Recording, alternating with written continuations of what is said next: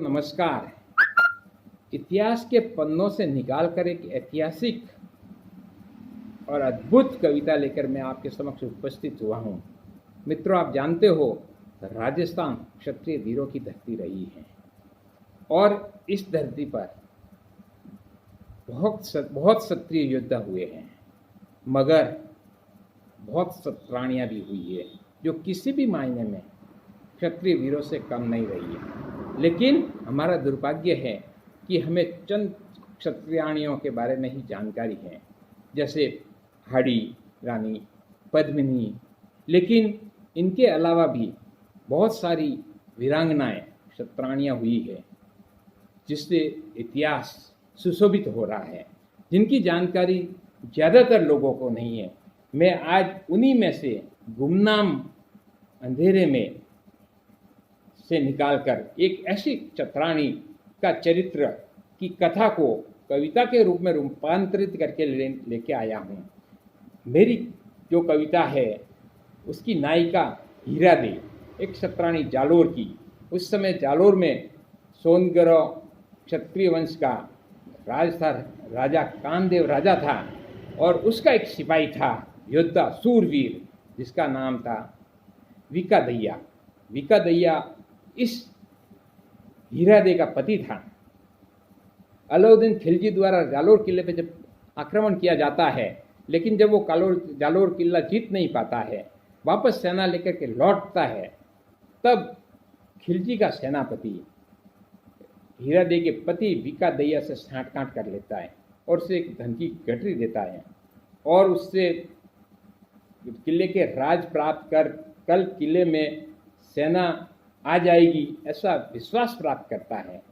और जब रात को वो गठरी लेकर के विकादैया अपने घर जाता है और जैसे ही गठरी रखता है और हीरादे को लगता है कि इसमें क्या है, तो वो अपने पति से पूछती है। तो पति उसको आश्वस्त करने की कोशिश करता है कि आगे युद्ध के बाद दिन है, बुरे दिन आएंगे, तो इस धन की आवश्यकता पड़ेगी और ये धन मुझे हकीकत बता देता है कि, तो वो एकदम चौंक जाती है और उसका क्षत्रिय खून खोल उठता है कि इस धन के लिए तुमने वतन से गद्दारी कर दी और वतन से गद्दारी करने पे तुल गए।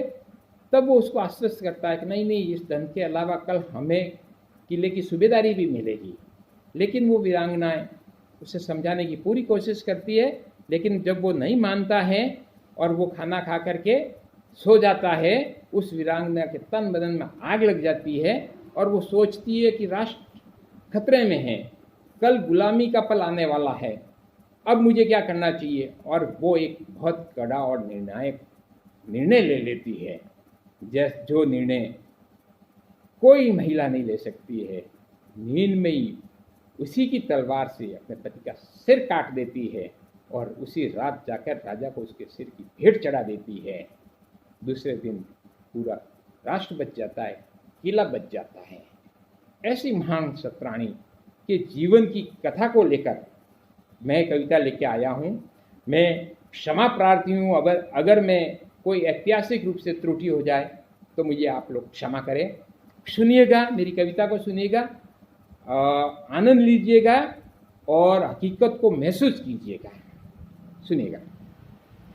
इतिहास भरा क्षत्रिय वीरों से, रण बांकुरे रणधीरों से, राजस्थान वीरों की धरती प्रणाम सारी दुनिया करती।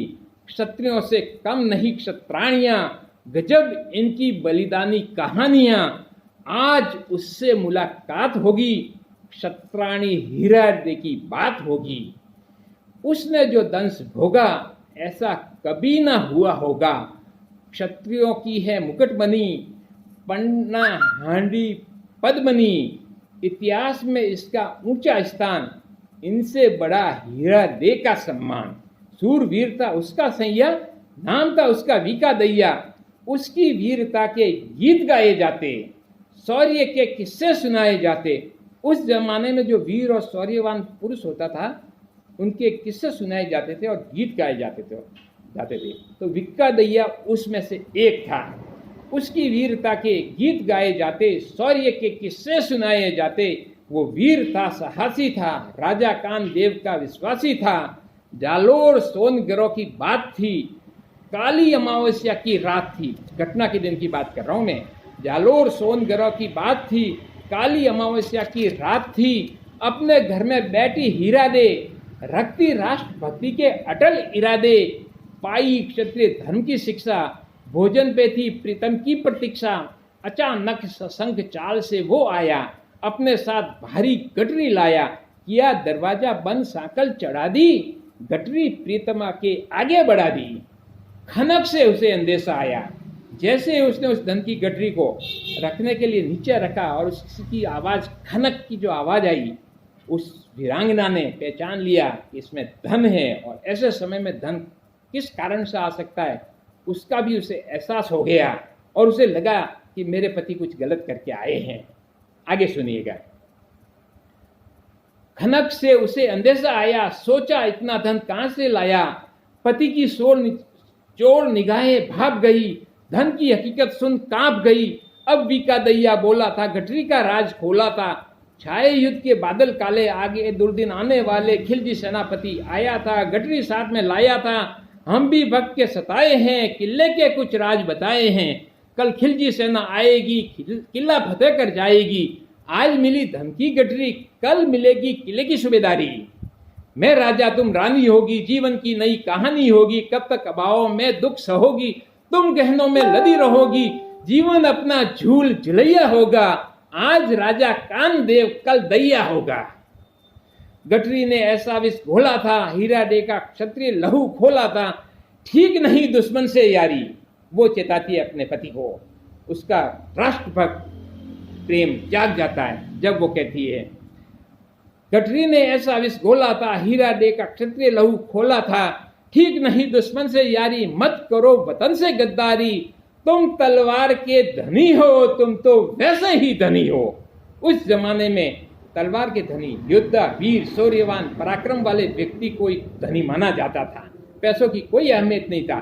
तब वो कहती है कि तुम तलवार के धनी हो, तुम तो वैसे ही धनी हो, गठरी फिर लौटाना होगा, दुश्मन मार गिराना होगा, राष्ट्र के आगे सूबेदारी धूल है, बदल दो फैसला ये धूल भूल है, बदल दो फैसला ये भूल है, मैं अभावों में जी लूंगी। वो अब विश्वास दिलाती, सांत्वना देती है, मैं अभावों में जी लूंगी, कम तरी को पी लूंगी, क्षत्रिय धर्म के लिए लड़े हैं, राष्ट्र के लिए सदा अड़े हैं, वीर हो तुम धीर हो, महाबली महावीर हो, समझा रही थी खाना खाते, असरहीन हुई उसकी बातें।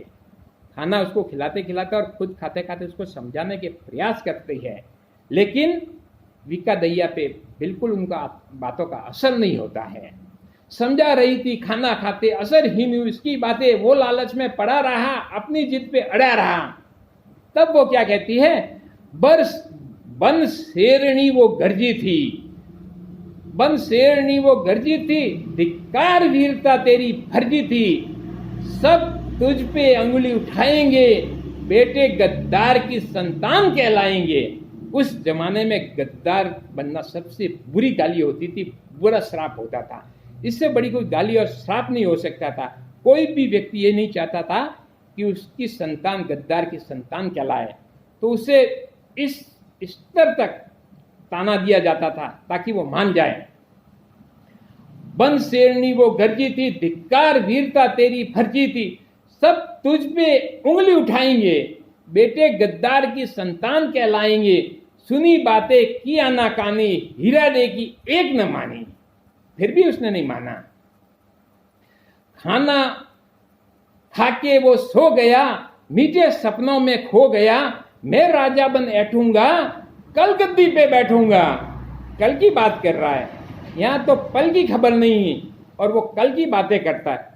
पल और कल के बीच में एक बहुत बड़ा अंतराल होता है, उसको पाटने में सदियां लग जाती है। और इस कथा से ये साबित होता है कि उस पल की घटना से वो कल कभी नहीं आया। तब सुनिएगा आगे। खाके खाना वो सो गया, मीठे सपनों में खो गया, मैं राजा बन ऐठूंगा, कल गद्दी पे बैठूंगा। हुआ वो गहरी नींद में चूर, हीरा दे से नींद कोसों दूर। कौन भरेगा इसकी करनी, वो सोच रही है, कहती है कौन भरेगा इसकी भरनी, राष्ट्र भुगतेगा इसकी करनी।